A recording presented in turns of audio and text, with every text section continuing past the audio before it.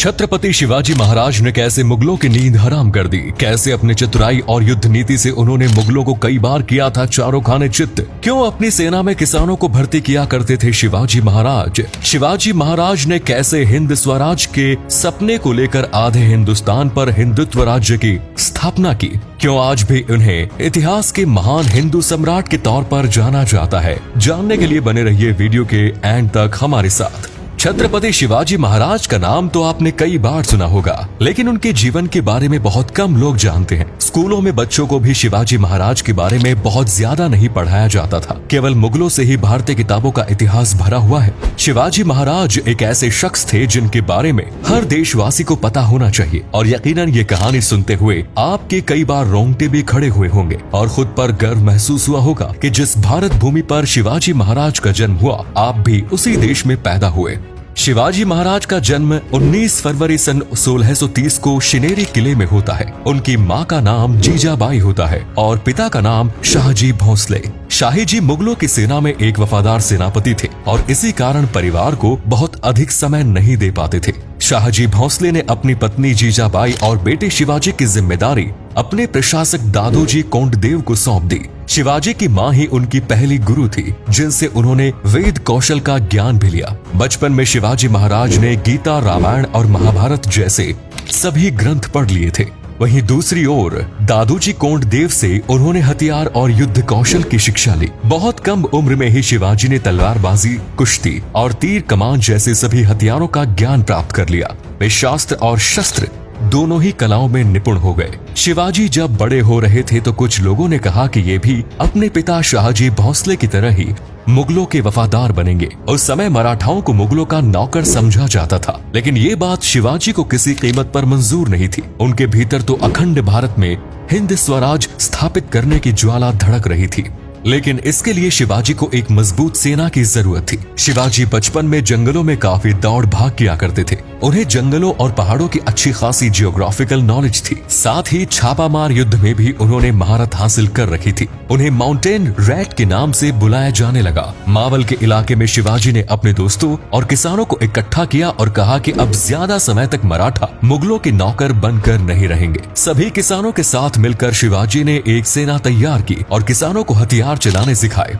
असल में किसानों को भी जंगल की अच्छी जानकारी थी। बिना फिसले जंगलों और पहाड़ों में कैसे चलना है, ये किसान से बेहतर भला किसे पता होगा। साथ ही शिवाजी चाहते थे कि आम नागरिक अपने अधिकारों के लिए स्वयं आवाज उठाए। सन 1645 में केवल 15 साल की उम्र में शिवाजी ने इनायत खान से तोरणा का किला जीता। इसके बाद फिरंगोजी नरसाला से चाकन का किला और बीजापुर के गवर्नर से कोंढाना का किला भी अपने कब्जे में कर लिया। धीरे धीरे शिवाजी महाराज किलों को जीतते हुए चले गए। मुल्ला अहमद के कब्जे से शिवाजी ने ठाणे, कल्याण और भिवंडी के किलों को भी मराठा साम्राज्य में शामिल कर लिया।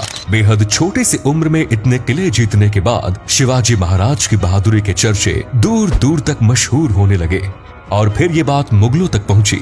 और जब मुगलों को पता चला कि ये सब काम शाहजी भोंसले के बेटे शिवाजी कर रहे हैं, तो उन्होंने शाहजी को बंदी बना लिया। अब शिवाजी महाराज के हाथ बंध गए थे, क्योंकि वे कोई भी कदम उठाते तो शाहजी भोंसले को मुगल जिंदा नहीं छोड़ते। 7 सालों तक शिवाजी शांत बैठे रहे, लेकिन छिप छिप कर वे अपने राज्य का विस्तार करते रहे। करीब 40 किलों को उन्होंने अपने साथ मिला लिया और कई राज्य को अपने साथ जोड़कर एक विशाल सेना तैयार की। 7 सालों के बाद शिवाजी ने चतुराई के साथ शाहजी भोंसले को मुगलों के कैद से आजाद करा लिया। आदिल शाह को ये बात बिल्कुल बर्दाश्त नहीं हुई और उसने अपने सेनापति अफजल खान को आदेश दिया कि वो जाकर शिवाजी को बंदी बनाए। अफजल खान शिवाजी महाराज से कद काठी में काफी लंबा था। उसने पहले शिवाजी का मनोबल तोड़ने की कोशिश की। तुलजा भवानी मंदिर, विठोबा मंदिर जैसे कई हिंदू मंदिर अफजल खान ने तुड़वा लिए, लेकिन शिवाजी के हौसले बुलंद थे। उस समय शिवाजी प्रतापगढ़ के किले में मौजूद थे और अफजल खान के सेना को आगे बढ़ते देख उनके कुछ साथियों ने सलाह दी कि हमें आत्मसमर्पण कर देना चाहिए, लेकिन शिवाजी को ये बात मंजूर नहीं थी। अफजल खान ने शिवाजी महाराज के कई किले जीतने की कोशिश की, और शिवाजी महाराज को पकड़ने के लिए भी भरसक प्रयास किए, लेकिन अफजल खान की एक ना चल सकी। इसके बाद अफजल खान ने शिवाजी महाराज को समझौते के लिए न्योता भेजा। अफजल जानता था कि शिवाजी बेहद ही ईमानदार है। उसने शिवाजी महाराज को बिना अस्त्र और सेना के बुलाया, लेकिन शिवाजी महाराज भी मुगलों से भली भांति परिचित थे। वे अपने साथ कोई सेना लेकर तो नहीं गए, लेकिन अपने कपड़ों के नीचे एक लोहे का कवच पहन लिया था।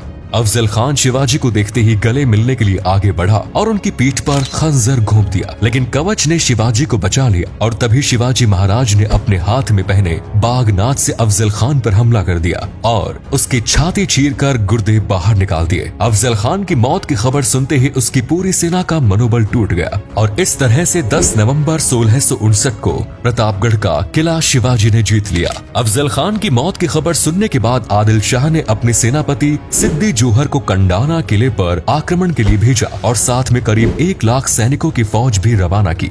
उस समय शिवाजी महाराज किले में अपने कुछ साथियों और केवल 5000 सैनिकों के साथ मौजूद थे। वे जानते थे कि ऐसे समय पर शक्ति बल की बजाय बुद्धि बल से काम लेने की जरूरत है। उन्होंने आदिल शाह को संदेशा भिजवाया कि उनका सेनापति सिद्दी जौहर गद्दारी कर रहा है। ये बात सुनकर आदिल शाह और सिद्दी जौहर आपस में लड़ने लगे और मौके का फायदा उठाकर शिवाजी महाराज विशालगढ़ की ओर रवाना हो गए और इस दौरान उन्होंने अपना एक हमशक्ल शिवा काशिद को दूसरी ओर भेज दिया। सिद्दी जौहर ने शिवाजी कासिद को देखा तो उसका गुस्सा और भी ज्यादा भड़क उठा और दोगुनी रफ्तार से शिवाजी पर हमला करने के लिए निकल पड़ा। सिद्दी से बचने के लिए शिवाजी महाराज के सेनापति बाजी प्रभु ने कहा कि महाराज आप 4700 की सेना लेकर विशालगढ़ की ओर प्रस्थान करें और खुद 300 सैनिकों के साथ सिद्दी जौहर का मुकाबला करने के लिए रुक गया। पहले तो शिवाजी महाराज इस बात के लिए राजी नहीं हुए, लेकिन अत्यंत जोर देने के बाद वो मान गए। 1 लाख की सेना के सामने 300 सैनिक बहुत कम थे, लेकिन तभी सैनिकों ने बहादुरी से लड़ाई की। शिवाजी महाराज ने विशालगढ़ पहुँचते ही तोप चलाई और तोप की आवाज सुनते ही बाजी प्रभु समझ गए कि महाराज विशालगढ़ पहुंच गए हैं। इसी के साथ उन्होंने जय भवानी का नारा लगाया और अपना दम तोड़ दिया। आदिल शाह को नाकाम होता देख औरंगजेब ने अपने मामा शाइस्ता खान को 1.5 लाख की सेना के साथ रवाना किया। शाइस्ता खान ने पुणे के लाल महल पर आक्रमण कर लिया। उस समय शिवाजी महाराज के पास इतने सैनिक नहीं थे कि वे शाइस्ता खान की 1.5 लाख की सेना का मुकाबला कर सके। उन्होंने यहाँ कूटनीति का सहारा लिया और अपने 400 साथियों को बारातियों के भेष धारण कराए और खुद दूल्हा बनकर घोड़े पर सवार हो गए। बारात के भेष में शिवाजी और उनकी सेना ने लाल महल में प्रवेश किया और जाते ही शाइस्ता खान के सैनिकों पर काल बनकर टूट पड़े। शाइस्ता खान अपनी जान बचाने की कोशिश करते हुए खिड़की से कूद गए। उसी समय शिवाजी ने अपनी तलवार से शाइस्ता के हाथ की 3 उंगलियां काट दी। इसके बाद मुगलों के बीच शाइस्ता खान की काफी बेइज्जती हुई। सन 1664 में शिवाजी ने सूरत पर हमला किया और इसे भी मराठा साम्राज्य में शामिल कर लिया। औरंगजेब गुस्से में आग बबूला हो रहा था। उसने मिर्जा राजा जय सिंह को कहा कि वो शिवाजी को पकड़कर लेकर आए। शिवाजी महाराज की उस समय तबीयत नाजुक थी और वो जय सिंह से युद्ध में हार गया। इसके बाद पुरंदर की संधि साइन होती है, जिसमें शिवाजी को अपने 23 किले और 4 लाख मुद्राएं मुगलों को देनी पड़ती है। साथ ही शिवाजी और उनके 9 साल के बेटे संभाजी को आगरा के किले में बंदी बना दिया जाता है। शिवाजी महाराज का स्वास्थ्य भले ही कमजोर था, लेकिन उनकी चतुराई में कोई कमी नहीं थी। शिवाजी महाराज बेहद समझदारी के साथ साधु संतों को फल और मिठाई भिजवाने के बहाने टोकरियों में छिपकर आगरा किले से भागने में कामयाब हो गए और फिर उन्होंने रायगढ़ में अपना डेरा डाला। सन 1671 में 1774 तक शिवाजी महाराज ने फिर से जीत की पताका फहरानी शुरू की और कई किलों को मुगलों से आजाद करा लिया। एक समय पर शिवाजी के पास करीब 360 किले हो गए थे और 1 लाख से अधिक सैनिकों की सेना उनके पास मौजूद थी। 6 जून 1674 शिवाजी महाराज का राज्याभिषेक किया गया। कई सालों के बाद किसी राजा का हिंदू परंपराओं के अनुसार राज्याभिषेक होता है। औरंगजेब ने शिवाजी महाराज को पकड़ने के लिए इसके बाद भी कई प्रयास किए, साजिशें रची, लेकिन वो कामयाब नहीं हो पाया। औरंगजेब ने खुद कहा था कि उसने अपनी जिंदगी के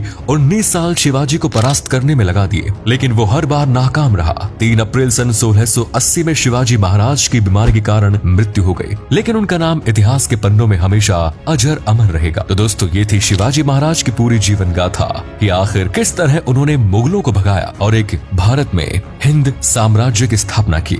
उम्मीद करते हैं वीडियो पसंद आया होगा। शिवाजी महाराज की वीरता और बहादुरी के लिए वीडियो को लाइक अवश्य करें। आज के लिए इतना ही, धन्यवाद।